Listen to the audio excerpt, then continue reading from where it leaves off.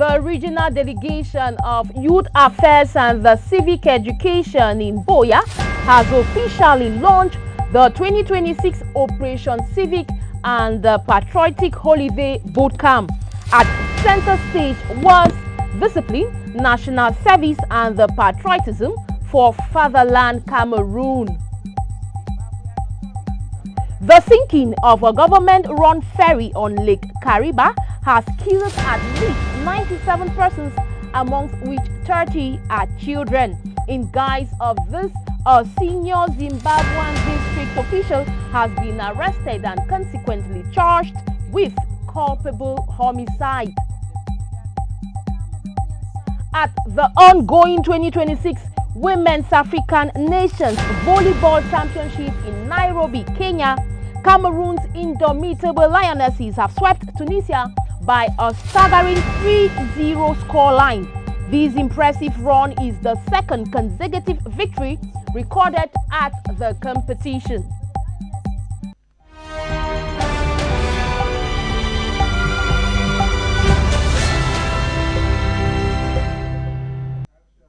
You're welcome to News Hour on Royal Television. Colors, the new vision of Africa. Honorin Cheng for presentation. And like we told you here in the town of Boya in our headlines, the regional delegation of Youth Affairs and the Civic Education has launched the 2026 edition of Operation Civic and the Patriotic Holidays Bootcamp. At the center stage was discipline, patriotism and the national service for fatherland Cameroon. Lima Truth Mojoko was there and paints to us this picture. And after that, we're going to listen to the official launch. Operation Civic and Patriotic Holiday was launched under the delegation of Youth Affairs on the theme Regional Training Session for Community Civic Education, bringing young minds and future leaders of Cameroon to instill discipline, patriotism and national security. The program seeks to develop citizens who are morally responsible, civically engaged, patriotic, disciplined, ethically and entrepreneurial, with strong commitment to national unity, peace, social responsibility and service to the nation. At the beginning of the launching, participants were introduced to the core values of discipline and responsible citizenship through teaching and practical workout. Emphasis on the importance of the bootcamp was reiterated that civic education is an essential tool for national building, social cohesion and peaceful coexistence. Our nation faces modern challenges, from digital misinformations to social disruptions, and we need a youth generation that is disciplined, vigilant, and constructively engaged. Being patriotic means taking pride in your neighborhood. Mr. Ikome Bella says the training seeks to develop citizens who are morally responsible, civically engaged and awareness to national unity, combining practical and theoretical knowledge to apply in their communities where they find themselves. The operation seeks to provide young people with meaningful and structured activities that promote moral and civic development, skill acquisition, responsible use of leisure time and community service. The DOS representative, Mr. Ama Elvis, launched the bootcamp by telling participants what the nations want from them. The need for youth generation that is disciplined, vigilant, and engaged in patriotism was echoed to the young future of Cameroon. And now let's talk education to say that with barely 2 weeks to the start of the 2026-2027 academic year in Boya, parents say that the difficult economic condition has left them with difficulties to provide basic necessities for their children like a school bag and more, as you will get to hear up next. Student journalist Kenna Dennis visited 3 markets in the Boya municipality and paints the perfect picture up next. The back-to-school period is here, but for many families, Preparation is moving at a slower pace than expected. In shops across Boya, school bags are on display, yet many parents say that they are still waiting for business to improve before making their purchase. Trying my best, the father is trying his best. I've not even bought anything. I'm only hustling for hustling. I struggle to make ends meet. So at least before the end of August, I must have started using those things. To traders, customers' turnout has remained very low as compared to the previous years, despite school reopening in just 2 weeks. To many, customer price but leave without buying. Particular point, this market is quite competitive, as we know brothers are already going back to school. So the competition now is high because many booksellers are now in the market. As the countdown to the 2026-2027 academic year continues, both parents and business owners remain hopeful that sales will improve, helping families give their children confident start of the school year. And in humanitarian news, still in Boya, the Juliet Becker Foundation has donated back-to-school didactic materials to about 1,500 children here in Boya, precisely in the Bonavada community. Many parents say that this has come to ease their burden, as you tell us, Sonita Ngoni.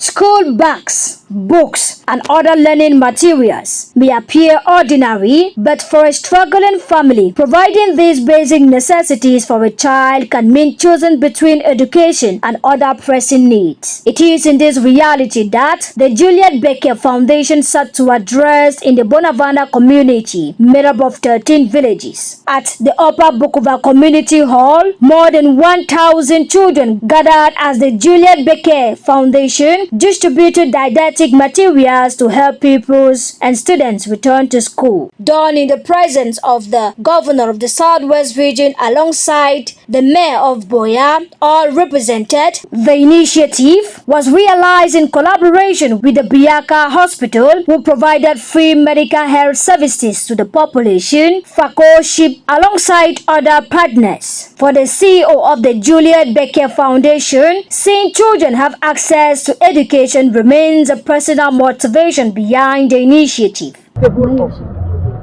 our books, getting bags, getting fee. I say what? So I thought that every child has a right to education.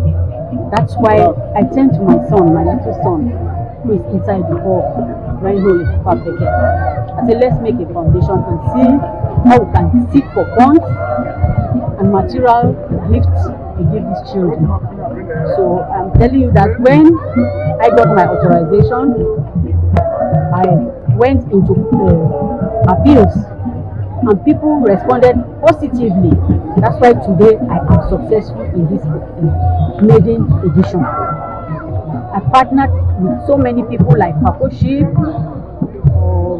Biaka, and the rest. The foundation says the gesture is not intended to be one of intervention. Its commitment is to keep supporting children and families, ensuring that the opportunity to learn is not determined by a family's financial situation. For Honorable Chief Barrister Ivanjo Ebel Nyoki, whose chiefdom hosted the initiative, the gesture comes at a crucial time. I want to specially thank Mami Becker for this great gesture which she has made to lighten up the burden of the parents sending back their children to school in the academic year 2026-2027. She has lightened the burden so much in a way that we are so grateful, because we know and we are assured that our children will go back to school. And for the children and parents, the impact is already been felt. We're very happy for the bag and the books they don't give free. They save the money of the girl for buy the books with a big glad. So God bless you. You're going to help me, you'll go a long way. Because the girl for buy them books. So the one also go shorten me up by few books because of the school thing that they were about to give. Because me for one, I never had something that I can take and go to school. But as I came and I took it, I'm very, very happy because now I know, like, if school wants to start anytime soon, I can have a book open, and I'm very, very grateful to the foundation. Thousands of families across Cameroon prepare for another school year. The challenge of meeting back to school expenses remains real. But in Bonavana community, 1,500 children now have a less obstacle standing between them and the classroom. The Juliet Becker Foundation's first back to school initiative has not only provided school materials, it has provided relief to parents, confidence to children, and hope for a community. And still in back to school news, for the 11th year counting, Policemen's Wives Association (POA) have turned grief into hope as they donated school kits to some orphans who lost their parents in the southwest region. And for the first time, the island of Cameroon was the main donor, and they made sure that these children are not forgotten. Fridalina up next. Their fathers are gone. They died serving the nation Cameroon. But in Boya, this day, August 26, 2026, their children were remembered. It was the 11th edition of a tradition that refuses to die. The Policemen's Wives Association (POA), under the supervision of the General Delegation for National Security, handed over school items to orphans of national security in the southwest. School bags, pens, pencils, rulers, reams of papers and more, little things that mean everything when September is around the corner and your father is no longer there to buy them. This year, the gesture had a new heart behind it, Island of Peace Cameroon. Its CEO, Chair Kenneth Kum, says the gesture is aimed at recognizing the sacrifices made by the fallen police officers. The motivation behind this gesture, this humanitarian outreach, is to create positive impact on the children's life, to make them know that they are not abandoned, even if they are orphans. They still have a very bright future, and that the police force in general is behind them too, via the regional delegate of national security and the Association of Police Women, POA, and in partnership with Island of Peace Cameroon, is fully behind them to make sure that they go to school, they learn well, and they be responsible citizens of this great nation Cameroon tomorrow. For POA, this is not just an event, it is a duty. Speaking on behalf of the regional president, the president of the Boya zone of POA, Olinga Melanie, thanked the Delegation for National Security for keeping this initiative alive for 11 years. As a representative of the president of the POA Southwest, we are encouraging our children to take care of the school items that we are giving them today. They should do well in school so that our donors should be encouraged and our parents too should be encouraged with all our support, mostly the support of Madame Mbagangele, the President National of POA of Cameroon. And for the widows who live the pain daily, the impact is real. One of them, Ngabe Bridget, whose children were among the beneficiaries, could not hide her joy. I'm a widow. I come from Limbe.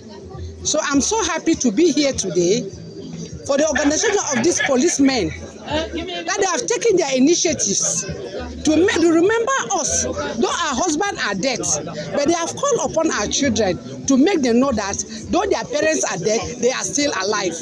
So I am very happy for the police family and for all the donors who have supported these children for back to school. Then, the most powerful moment, a child speaking for the children. With her didactic materials, one beneficiary stood up and made a promise on behalf of all orphans present to work hard in school always. I'm so happy to receive the things all the dignitaries gave us today. On behalf of all the children seated here, I want to sincerely thank our parents for making it possible for us to be here today. And I want to thank all the dignitaries for all the support they have given us for the back to school. And us seeing them doing this, it makes us very happy. 11 years and counting, 11 years of telling these children, your father may have fallen, but you will not fall, you will go to school. And today, because of POA and the Island of Peace, Cameroon, those smiles are back.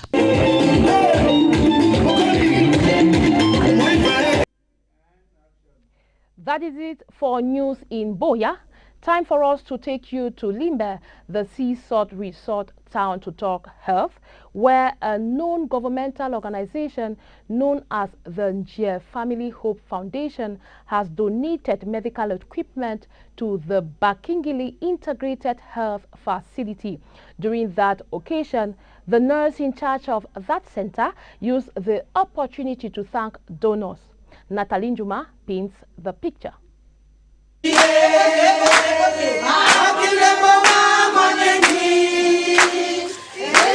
It was a moment of celebration as the chief nurse in charge of the Bakingili Integrated Health Center, Limunga Ngeng Dorothy, expressed appreciation as she received the medical equipment donated by the Njie Family Hope Foundation.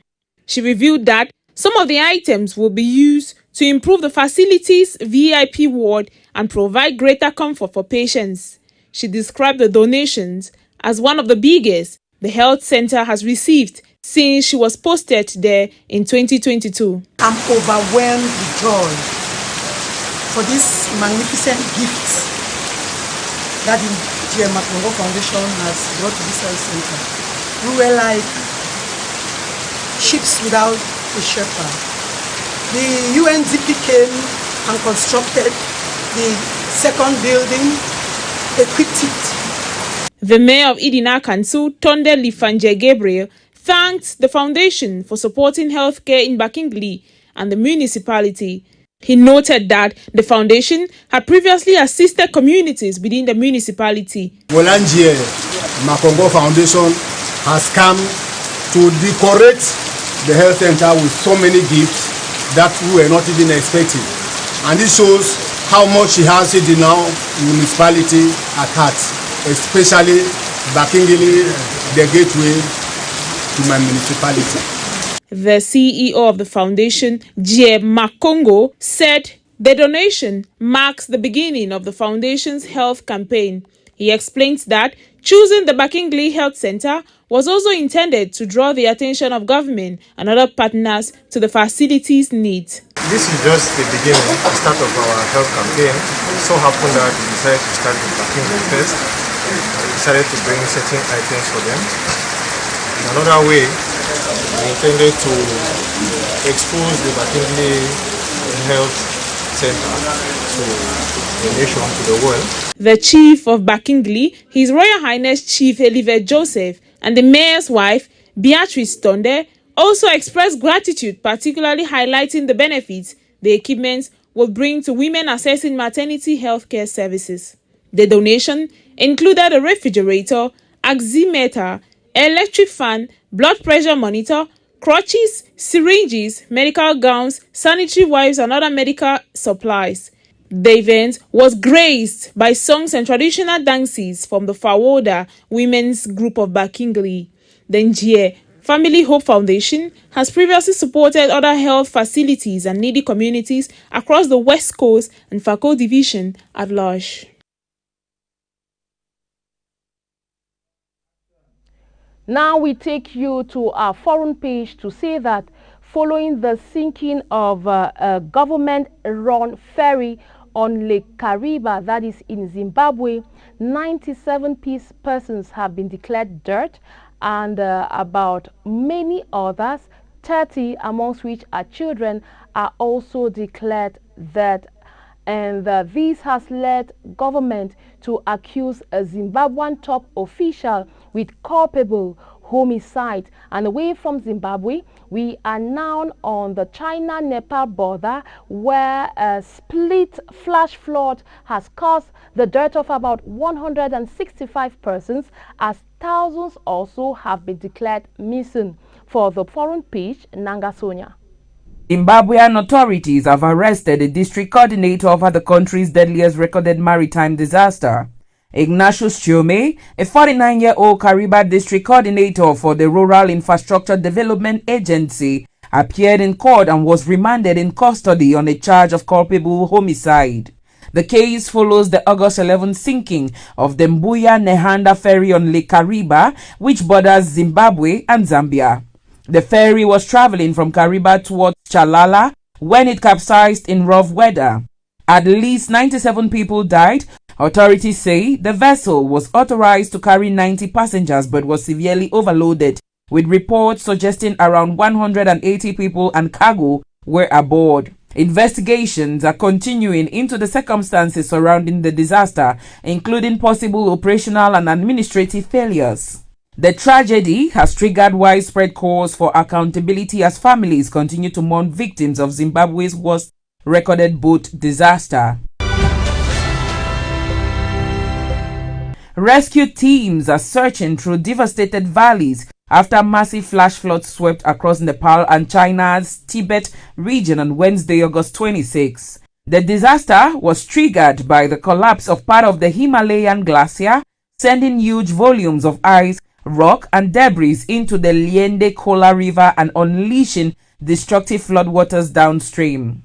Entire villages, roads, bridges and power infrastructure were washed away, while the strategic Gyeongsang border area in Tibet was also badly affected. In Nepal, hundreds of people remain unaccounted for, including foreign tourists and pilgrims traveling through the mountainous region.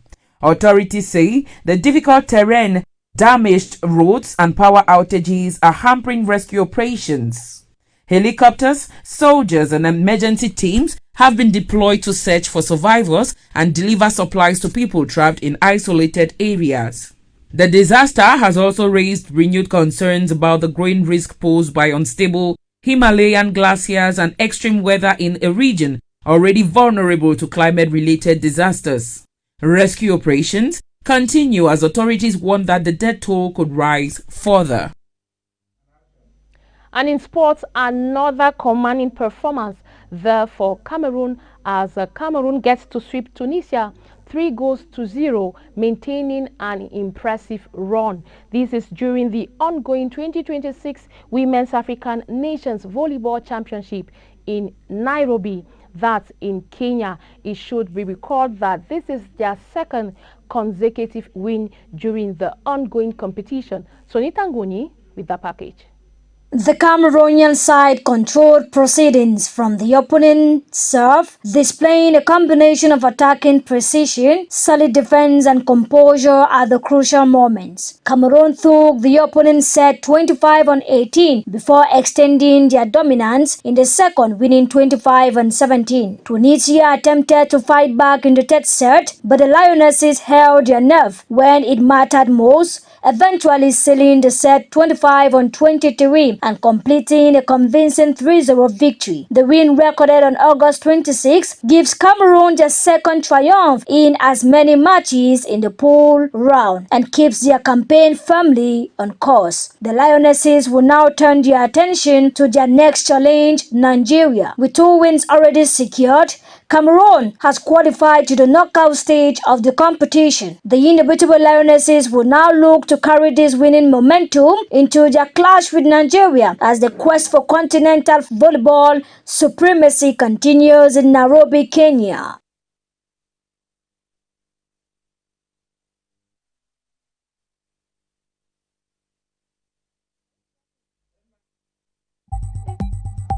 The regional delegation of Youth Affairs and the Civic Education in Boya has officially launched the 2026 Operation Civic and the Patriotic Holiday Boot Camp. At center stage was discipline, national service and patriotism for fatherland Cameroon. The sinking of a government-run ferry on Lake Kariba has killed at least 97 persons, amongst which are 30 children. In guise of this, a senior Zimbabwean district official has been arrested and consequently charged with culpable homicide.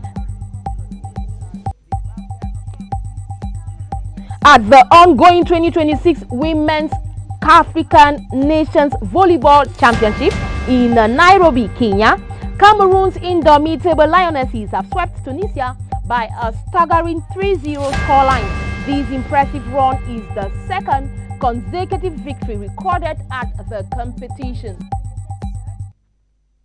That is it for Thursday's edition of News Hour on Royal Television.